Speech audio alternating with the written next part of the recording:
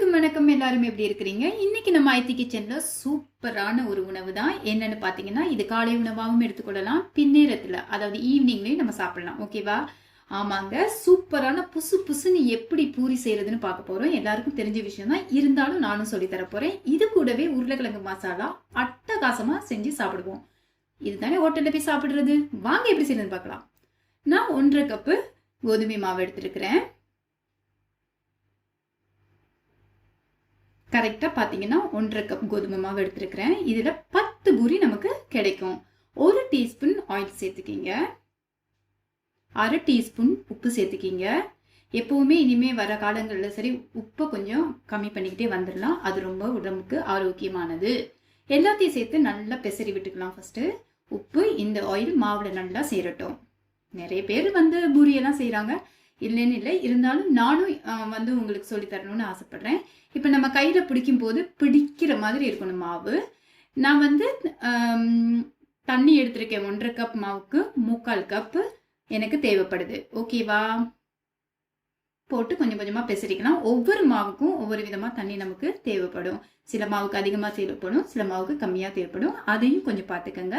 எனக்கு எவ்வளோ கரெக்டாக ஆகியிருக்குன்னா இவ்வளோதான் ஆகியிருக்குது. நல்லா பெசரிக்கலாம். பாருங்கள், சூப்பராக நல்லா பெசஞ்சு எடுத்தாச்சு. நம்ம சப்பாத்திக்கு பிணைகிறத விட இன்னும் கொஞ்சம் ஹார்டாக பிணைஞ்சு வச்சுக்கிட்டோம்னா பூரிக்கு ஈஸியாக இருக்கும் இன்னும். ஓகேவா? சப்பாத்திக்கு கொஞ்சம் தண்ணி கொண்டா கூட நம்ம மாவு தூவி சப்பாத்தி செஞ்சுக்கலாம். ஆனால் பூரிக்கு எப்படி ஆச்சுன்னா கொஞ்சம் கஷ்டம். இதுக்கு மேலே கொஞ்சம் ஆயில் தடவி அது ட்ரை ஆகாமல் இருக்க ஃபிலிம் பண்ணி வச்சிடலாம். ஒரு 10 நிமிஷம் விட்டிங்கன்னா போதும். அந்த 10 நிமிஷம் கேப்பில் நீங்கள் உருளைக்கிழங்க வச்சுக்க வேண்டியதான். அதை எப்படி மசாலா செய்யறதுன்னு நம்ம பார்க்கலாம் வாங்க. இப்போ கடாயில் ஆயில் சேர்த்துக்கலாம். அது கூடவே நல்லா ஆயில் காஞ்சதுக்கு அப்புறமா நம்ம கடுகு சேர்த்துக்கணும். கடுகு நல்லா பொரியட்டும்.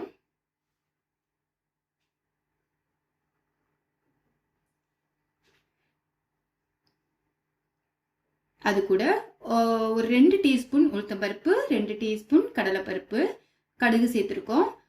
2 டேபிள் ஸ்பூன் உங்களுக்கு ஆயில் சேர்த்தாலே போதுமானது. ஒரு சிறிதளவு இஞ்சி நல்ல பொடியாக நறுக்கி சேருங்க. என்கிட்ட காய்ந்த கருவேப்பிலை இருந்தது, காய்ந்த கருவேப்பிலை சேர்த்துருக்கிறேன்.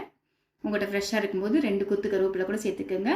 2 பச்சை மிளகா சேர்த்துருக்கேன். அது கூட ஒரு சிட்டிகை பெருங்காயத்தூள். ஒரு மீடியமான வெங்காயத்தை எடுத்து ஸ்லைஸ் பண்ணி நம்ம இதில் சேர்க்குறோம்.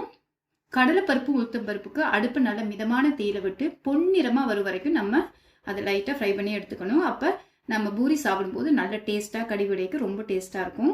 1/4 கரண்டி மஞ்சத்தூள், அது கூடவே 10 வெந்தயம் போதுமானது. அதிகம் சேர்த்துறாதீங்க, கசக்கும். எல்லாத்தையும் மிக்ஸ் பண்ணிட்டோம். அவிச்சு வச்சு உருளைக்கிழங்கு நான் இந்த மாதிரி பொடியாக செஞ்சு வச்சிருக்கிறேன். அதிகமாக எனக்கு பொடியாக்கிக்க விருப்பம் இல்லை. ஏன்னா கொஞ்சம் மசாலாவில் பூரியோடு சேர்த்து கடிபடும் போது வாயில் நமக்கு டேஸ்ட் அதிகமாக இருக்கும். ஓகேவா? இப்போ எனக்கு தேவையான அளவுக்கு தான் நான் இதை 1-2 மேஷ் பண்ணி வச்சுருக்கேன்.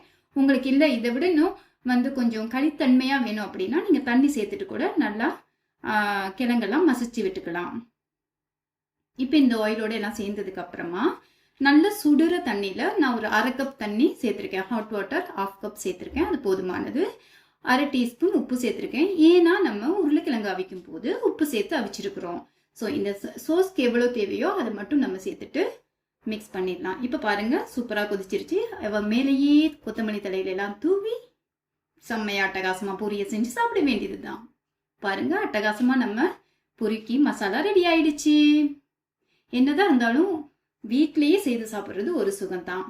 இப்போ பாருங்கள், 10 நிமிஷம் ஆயிடுச்சு. இப்போ நம்ம நமக்கு தேவையான அளவுக்கு பூரியை உருண்டைகளாக செஞ்சு வச்சுக்கலாம். அது ஒரு சின்ன மசாஜ் கொடுங்க அவரை. இதே மாதிரி ரோல் பண்ணிவிட்டு ஒரு 10 பூரி வர அளவுக்கு தான் நான் இன்றைக்கி எனக்கு செஞ்சுருக்கிறேன். கட் பண்ணி வச்சுக்கலாம் பூரிக்கான மாவை.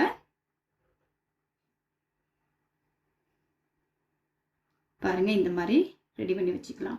இப்போ எல்லாம் கோவிட் அதிகமாக இருக்குது. ஆக்சுவலாக பார்த்தீங்கன்னா ஃப்ரான்ஸ்லாம் இப்போ கொஞ்சம் பரவாயில்லையாக இருக்குது. நாங்கள் கொஞ்சம் வெளியில் போகிறோம் வரோம். அதே சேம் டைம் லாக்டவுனும் இருக்குதான். பட் இந்தியா அளவுக்கு இல்லை. ஸோ எல்லாம் கவனமாக கேர்ஃபுல்லாக வீட்டிலேயே இருங்க. வீட்டிலே எல்லா உணவுகளையும் செய்து சாப்பிடுங்க. வெளியில் சாப்பிடாதீங்க. குழந்தைங்கள ரொம்ப கேர் எடுத்து பார்த்துக்கோங்க. வயசானவங்க வெளியில் போகிறத ரொம்ப குறைச்சிக்கோங்க. வயசானவங்க வீட்டில் இருக்கும்போது யங் பீப்புள் வந்து வெளியில் போகிறது ரொம்ப கம்மி பண்ணுங்க. அத்தியாவசிய தேவை இல்லாமல் போக வேண்டிய அவசியமே கிடையாதுன்னு நான் நினைக்கிறேன். நம்ம கவர்மெண்ட் சொல்கிற ரூல்ஸ் அண்ட் ரெகுலேஷனை ஃபாலோ பண்ணாலே நல்லது. ஸோ இந்த மாதிரி நம்ம பூரியை ரவுண்டாக உருட்டிக்கலாம். எண்ணெய் நல்லா சூடாயிருச்சு.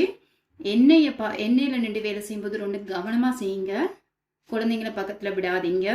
சரி, பூரியை சேர்த்துட்டோம். இப்போ வந்து லைட்டாக நம்ம வந்து மிதமாக மேலே அமர்த்தி விடும்போதே பூரி நல்லா புசு புசு புசுன்னு மேலே வந்துடும்.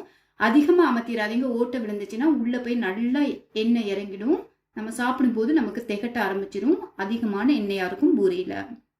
பாருங்க எவ்வளோ சூப்பராக நமக்கு பூரி ரெடியாக இருக்குதுன்னு. இதே மாதிரி கண்டிப்பாக நீங்களும் பூரி செய்யுங்க.